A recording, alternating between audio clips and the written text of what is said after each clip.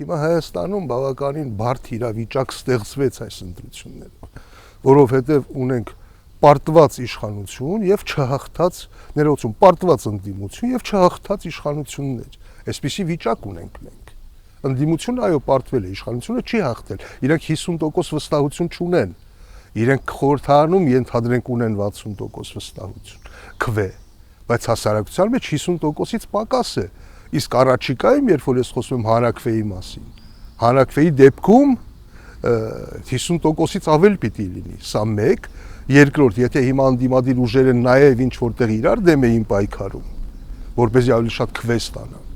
Հանրաքվեի դեպքում այո կամ ոչ է լինելու, եւ ընդդիմությունը համախմբելու շատ ավելի լուրջ շանս է ունենալու։ Այսինքն դուք վստահ եք, որ հանրաքվեն լինելու է անպայման։ Տեսեք, այսօրվա իշխանությունները անընդհատ ասում են խաղաղություն, դա էր իրենց քարոզը։ Ադրբեջանը ասում է, միջև սահմանադրությունը չփոխեք, խաղաղություն չի լինելու, չեմ ստորագրելու։ Հայաստանի իշխանությունները ասում են, այո, փոխելու ենք։ Ինչպես են փոխելու։ Միայն հանրաքվեով, ուրիշ հնարավորություն չկա։ Նույն կուրսը շարունակելու է ըստ ԿՊ-ն, նույն ասենք Ադրբեջան-Թուրքիայի հետ հարաբերությունների կարգավորման, դելիմիտացիայի Կարծում եմ այլ տարբերակ չունի, ինքը չվերադառնալիության կետը անցել է արդեն։ Մարդկանց թվում է, թե տարբերությունը այդ ԲՀԿ-ի 60 ձայնն է, իրականում դա չի։ Եթե ԲՀԿ-ն անցնում է խորհրդարան, քաղաքացիական պայմանագիրը 60% չի ունենում խորհրդարանում։ Էլի մեծամասնություն են, բայց 60% չի ունենում։ Իսկ եթե չի անցնում, 60%-ից ավել է ունենում։ Իսկ 60%-ը իրենց պետք է, որովհետև 60%-ով իրենք կարող են սահմանադրական օրենքներ ընդունել կամ փոխել։ Ամեն դեպքում այդպիսի նրբություն կա, որովհետև խնդիրը այն չի, քանի ուժ կլինի պարլամենտում։ Խնդիրն այն է, քաղաքացիական պայմանագիրը 2/3 կունենա, թե ընդամենը պարզ մեծամասնություն կունենա։ Այս դեպքում իրավիճակը ոնց կփոխվի, եթե մանդատներից հրաժարվեն։ Հնարավոր է նման սցենար։ Ես չեմ կարծում եւ չեմ էլ ուզում խորանալ դրա մեջ, որովհետեւ սա այն դեպքն է, երբ ընտրություններով գործընթացը ոչ թե ավարտվում է, այլ նոր միայն սկսվում է։ Ինչու, որովհետև մենք առաջիկայում անխուսափելիորեն ունենալու ենք սահմանադրական փոփոխության հանրաքվե, ինչը նշանակում է նոր քարոզարշավ, նոր համաժողովրդական մասնակցություն, նոր ջրբաժան։ Փողոցային պայքարի տարբերակ ոչ կարող եմ բացառել, ոչ չբացառել, ես միայն մի բան կարող եմ ասել, եթե ընդդիմությունը կարողանա հիմնավոր փաստերով ցույց տալ, որ ընտրակեղծիքներ են եղել, այդ դեպքում այդ պայքարը իմաստ ունի իհարկե։ Եթե չպիտի կարողանան դա հիմնավորել, ուղղակի դուրս գան փողոց եւ ասեն, որ այս ինչու մենք պարտվեցինք, դա անիմաստ եմ համարում։ Նիկոլ Փաշինյանի մոդելով խաղաղություն, իրենք անխոչնդոտ անցում, ադրբեջանցի փախստականներ վերադառնում են, փոխադարձ առևտուր, Թուրքիայից սահմանի բացում, մերոնք են վերադառնում։ Այդ ամեն ինչը հնարավոր է, միայն եթե Սյունիքը հանձնում են։ Եթե չեն հանձնում, ոչ մի հարց չի լուծվում։ Դրա համար է սա վտանգավոր այս գործընթացը։ Եվ Ադրբեջանը չի թաքցնում իր նպատակները։ 3 հիմնական նպատակ։ Առաջին Սյունիքը, երկրորդ իրենց փախստականների վերադարձը եւ երրորդ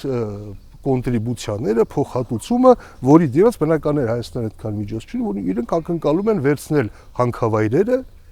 շահագործման, ասենք 25 տարի, 30 տարի իրավունքով, արոտավայրերը, ջրային ռեսուրսները եւ այլն։ Այդ 3 նպատակները իրենք չեն թաքցնում, իրենք ասում են դա։ Հայաստանի իշխանությունները բալանսավորված քաղաքականություն չեն վարում։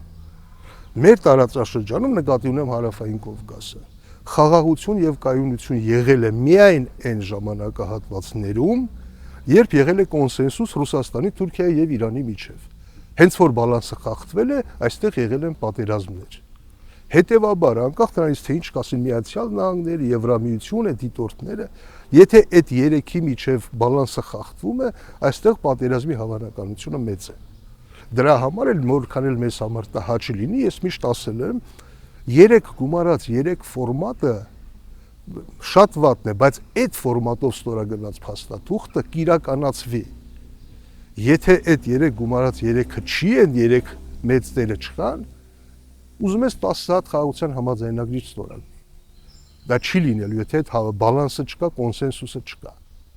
Այս մասին է խոսքը եւ այո, այդտեղ մեր դիրքերը այդքան էլ ամուր չեն իհարկե։ բայց ավելի թույլ էլ չեն, քան ասենք արևմտյան աջակցության դեպքում, որովհետև արևմուտքը մեզ հետ ինչպես է վարվում։ Հիշում եք տարիներ առաջ, երբ որ Արցախում դեռևս 44-րդ պատերազմից հետո դեռևս հայեր կային։ Պարզ էր, չէ՞ որ արևմուտքի դիրքորոշումը այնտեղ կան հայ բնակչություն, կան ռուս խաղաղապահներ։ Չեն լինի հայեր, չեն լինի ռուս խաղաղապահներ։ Հետևաբար արևմուտքը ինչ պիտի ուզեր, որ այնտեղ չլինեն հայեր, որպեսզի չլինի ռուսական զորք։ Փաստն այն է, որ իրենք սա անցալում են որպես պետության տարածք, որ ՀԱՊԿ անդամ է եւ այդ երկրում կան ռազմաբազաներ ռուսական։ Իրենց պատկերացմամբ այստեղ չլինեն հայեր կամ չլինի ՀԱՊԿ անդամ, չեն լինի ռուսական զորքեր։ Իրենց համար դա լավ է։ Ուրեմն կամ պիտի Հայաստանը դուրս գա ՀԱՊԿ-ից, ԵԱՏՄ-ից բազաները հանի, կամ եթե չէ, իրենց համար ավելի լավ է այդ տարածքը լինի Ադրբեջանինը, որովհետև իրենց նպատակը դա է՝ կտրել տարածաշրջանը